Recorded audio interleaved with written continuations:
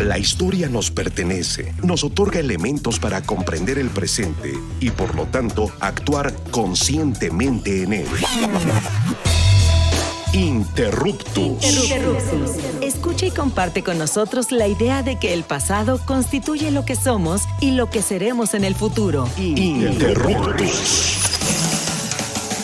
Hacer época no es intervenir pasivamente en la cronología, es interrumpir el momento. Interruptus. Pasado es presente.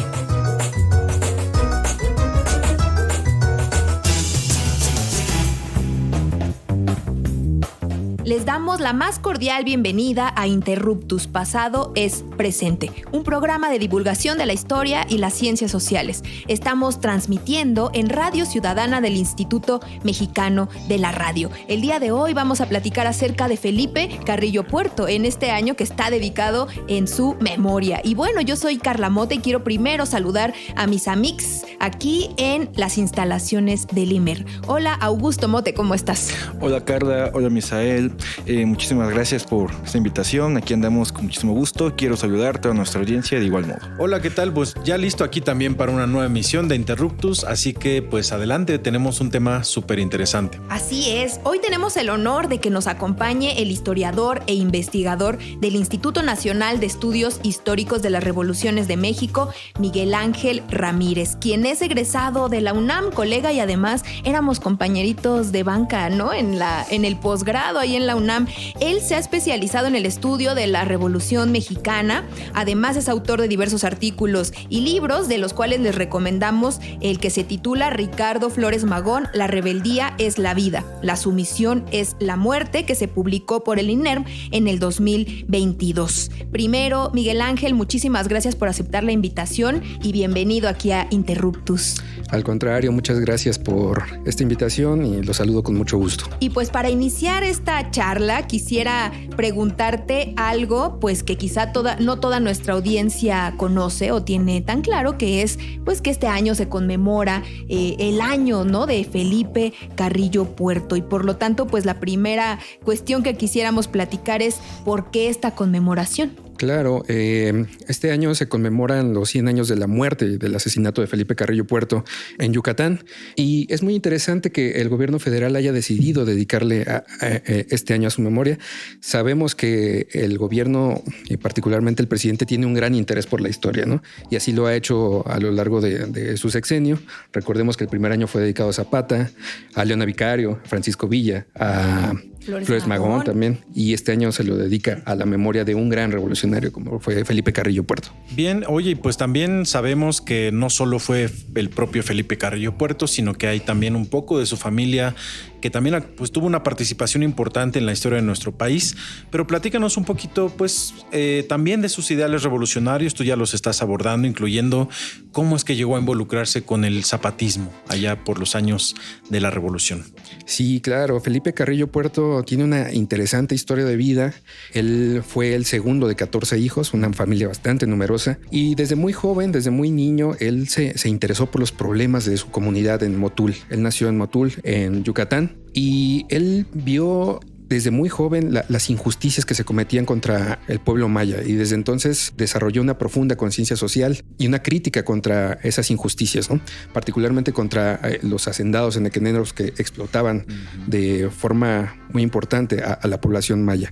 En 1906, 1907 también se involucra en el periodismo, desde donde hace críticas muy fuertes al modo de explotación de los hacendados enequeneros, lo que le granjea y se gana la enemistad de estos mismos, ¿no?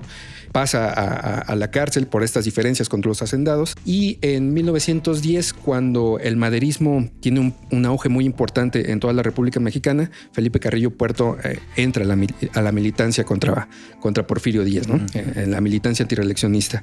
Él se suma al llamado de Francisco I. Madero en 1910 para derrocar a Porfirio Díaz, participa en Yucatán de manera regional, y cuando Madero triunfa, el proceso caso de Yucatán es bastante interesante porque no hay una transformación revolucionaria como se estaba desarrollando en el norte del país o en el centro incluso, ¿no? Con el zapatismo. Y Felipe Carrillo Puerto hace críticas también a este proceso que no acaba de cuajar en Yucatán. Tiene diferencias con los maderistas de Yucatán y entra nuevamente a prisión en 1911. Cuando se da el golpe contra Francisco I. Madero en 1913, Felipe Carrillo Puerto sale de prisión también, coinciden las fechas más o menos, en marzo de 1913, y él ya conoce el proceso revolucionario que se está llevando a cabo en Morelos. Se interesa demasiado por el zapatismo, porque la revolución agraria que se está llevando en ese momento a Felipe Carrillo Puerto le parece una revolución auténtica y se dirige hacia el estado de Morelos para conocer de primera mano el proceso revolucionario que se está desarrollando allá, ¿no? Posteriormente, Felipe Carrillo Puerto conoce a Zapata en 1914 y Zapata, platicando ya en corto con él, se da cuenta que tiene una muy buena formación y lo integra a las comisiones agrarias zapatistas. Entonces también se integra al proceso revolucionario del reparto de tierras con los campesinos de Morelos y conoce muy bien el proceso revolucionario zapatista que hacia 1915 decide llevarlo a Yucatán también. Sobre esa parte, nos hablas un poco sobre la participación de Carrillo Puerto en el zapatismo. ¿Cómo es que se da ese periodo de transición al constitucionalismo y cómo es que Felipe Carrillo Puerto llega posteriormente a la gobernatura de Yucatán? Carrillo Puerto está muy interesado en, digamos, exportar el proceso revolucionario de Morelos. La experiencia de la revolución en Morelos le parece sumamente fundamental como un proceso de transformación radical, ¿no? Y él dice ya para 1915 que su trabajo en Morelos está concluido, que los zapatistas tienen un importante trabajo que ya no requiere de Carrillo Puerto porque tienen muchos cuadros revolucionarios ahí, ¿no? Entonces Felipe Carrillo Puerto dice que necesita llevar ese proceso al estado de Yucatán. Y se dirige en 1915 hacia allá, hacia su tierra natal, pero aquí chocan con el constitucionalismo en un primer momento, ¿no? Porque los constitucionalistas y los zapatistas son enemigos en ese momento, se están enfrentando en una cruenta guerra civil que se está desarrollando principalmente en el centro, pero también se está llevando a cabo un proceso revolucionario muy interesante de la mano de Salvador Alvarado. Felipe Carrillo Puerto, cuando llega, por ser zapatista, lo encarcela nuevamente en Yucatán, pero él pide hablar con Salvador Alvarado porque a final de cuentas comparten cierta ideología. Felipe Carrillo Puerto conoce ya cómo Salvador Alvarado está llevando a cabo este proceso y pide una entrevista con él. Salvador Alvarado acepta y cuando platican se dan cuenta que tienen un camino común, coinciden en su postura revolucionaria y Salvador Alvarado lo integra a las comisiones agrarias de Yucatán. Entonces, la experiencia zapatista que había adquirido en 1913, 1914, 1915, la replica en las comisiones agrarias de Yucatán también. Y esta experiencia pues fue algo parecido a lo de Morelos, ¿no? De atentar contra enemigos de la revolución, ¿o piensas que fue un poco más laxa en ese sentido? Felipe Carrillo Puerto para entonces ha radicalizado también su postura política e ideológica. Él para ese momento ya se declara socialista, asumiendo los principios de la colectivización de la propiedad, ¿no? Experiencia que había sido muy importante con los zapatistas también. Entonces, en ese momento no solo se dedica a, digamos, replicar la experiencia zapatista, sino también a formar cuadros que lo ayuden a expandir este proyecto revolucionario. Y de esta manera, Carrillo Puerto va consiguiendo aliados, militantes que se suman al proyecto que él va construyendo a lo largo de estos años, 1916, 1917, ¿no? Que van a terminar en la formación del Partido Socialista Obrero de Yucatán, que se va a convertir posteriormente en el Partido Socialista del Sureste. Oye, Miguel, yo estaba pensando en cuál era la importancia en esos términos ideológico-políticos de Yucatán en su momento, porque pareciera, o sea, que en todo el país están ocurriendo cambios importantísimos. Evidentemente se están discutiendo proyectos políticos del más alto nivel, pues ya está en 15 la convención, va a venir la escritura de la Constitución de 1917. ¿Tú crees que Yucatán fue un semillero de pensamiento revolucionario? Sí, desde luego. En Yucatán está ocurriendo un proceso social y político muy interesante que se diferencia de otros proyectos, ¿no? Porque recordemos que en 1915 sucede la guerra civil entre convencionistas y constitucionalistas, y esto en el contexto de una guerra no permite cuajar los ideales o los postulados revolucionarios que tanto zapatistas como villistas han estado impulsando. En Morelos sucede un caso particular, los zapatistas lo están impulsando y eso permite que haya una experiencia social muy interesante. Y en Yucatán sucede algo similar porque no hay un estado de guerra como en toda la región, ¿no? En toda la República Mexicana, ¿no? Y eso permite que sucedan hechos muy importantes de organizaciones, tanto de campesinos como de obreros, como de mujeres también, ¿no? Recordemos que en 1916 Salvador Alvarado permite que se organice el Congreso Feminista, impulsado por mujeres valiosas, entre ellas la hermana de Felipe Carrillo Puerto, ¿no? Elvia Carrillo Puerto, que es un personaje fundamental para la historia del proceso revolucionario en Yucatán. Algo había en esa familia, ¿no? Porque andaban muy revolucionarios y siempre pensando en la biografía de personajes como Elvia Carrillo Puerto, como su hermano Felipe. Pues creo que una de las razones, ya lo platicaremos volviendo al segundo bloque, fueron sus estudios, ¿no? Que fueron personas que desde niños se les impulsó a estudiar y tuvieron acceso al conocimiento. Volveremos a seguir platicando acerca de Felipe Carrillo Puerto aquí en Interruptus en Radio Ciudadana. Regresamos.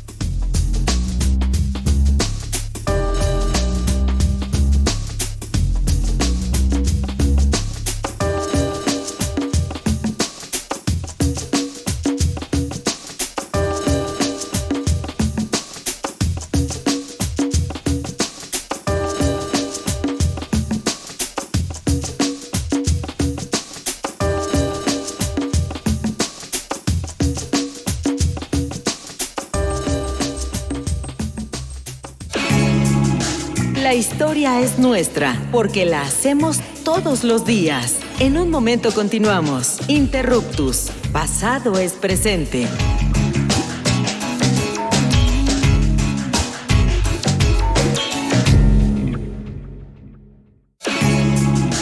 No somos los mejores del mundo, pero sí los mejores del rumbo. Continuamos en Interruptus, conocimiento histórico para que no te tuerza la policía intelectual.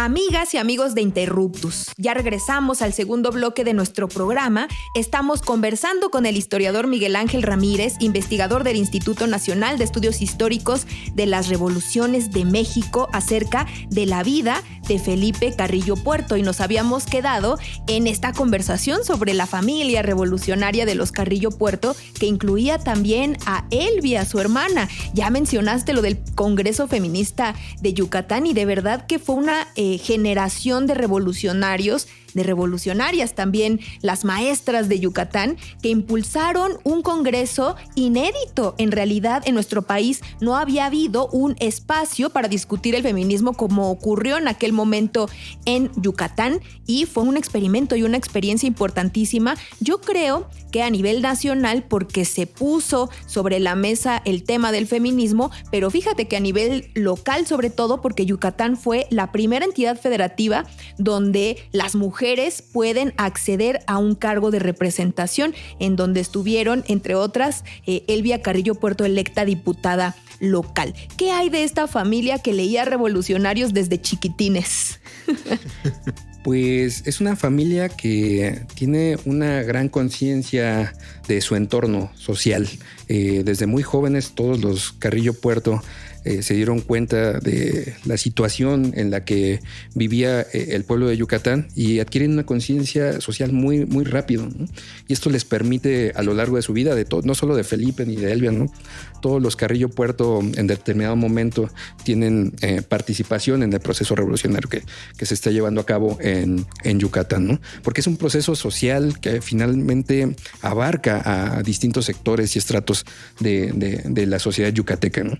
Y también que tienen contacto con una sociedad indígena, que son los mayas, y que yo creo que ver la explotación de las enequeneras y la oligarquía local pues tan rapaz en el estado, pues implicaba también así de, oigan, ¿qué está pasando? ¿No?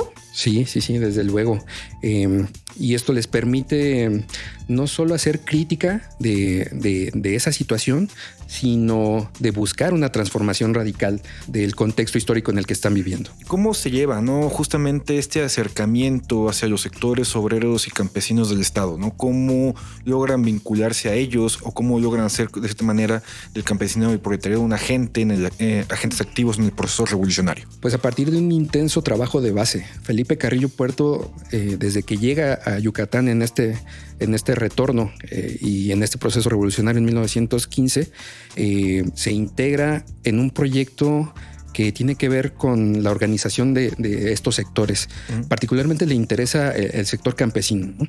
El Partido Socialista comienza a trabajar con distintos sectores campesinos y uno de los postulados más importantes que, por lo que yo creo que impacta en el campesinado de Yucatán, es la reivindicación de la autosuficiencia alimentaria, ¿no? Felipe Carrillo Puerto ya desde 1916-17 está planteando el regreso al cultivo del maíz, que es la base de la alimentación de las sociedades mesoamericanas, ¿no? Y no era diferente en el estado de Yucatán.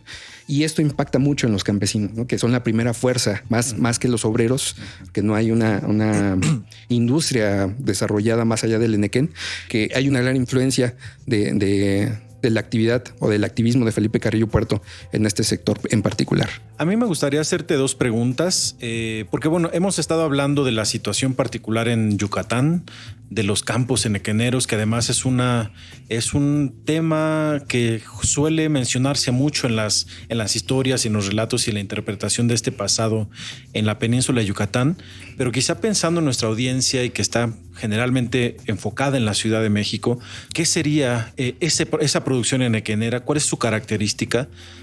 Pues para entender un poco también qué pasaba en esa región del país. Sí, rápidamente, pues tenemos que hacer un breve recuento histórico. En Yucatán se estableció una sólida oligarquía que fue conocida como la casta divina desde tiempos de la colonia. Por sus características geográficas, el estado de Yucatán era propicio para el cultivo del enequén, que es una planta que produce fibra, que para finales del siglo XIX y principios del siglo XX era un producto sumamente demandado por la industria internacional, ¿no? Es una gabacia, ¿no? Porque incluso creo que se llegó a hacer mezcal, a destilar el enequén. Sí. Se antoja.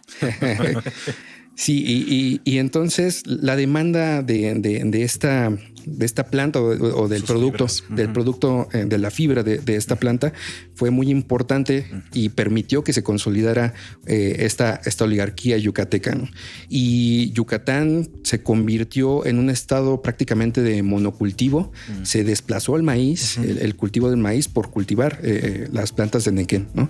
Y esto produjo una importante crisis de producción de alimentos, porque todo el maíz se importaba para el consumo local, ¿no? Ya no había cultivo del maíz a nivel local, sino que tenía que ser importado para hacer sus papazules. No, y además me imagino, pensando en la época, la península estaba prácticamente aislada del país, ¿no? Y mucha de la importación de productos se hacía a través del Golfo de México, ni siquiera por tierra, ¿no? Sí.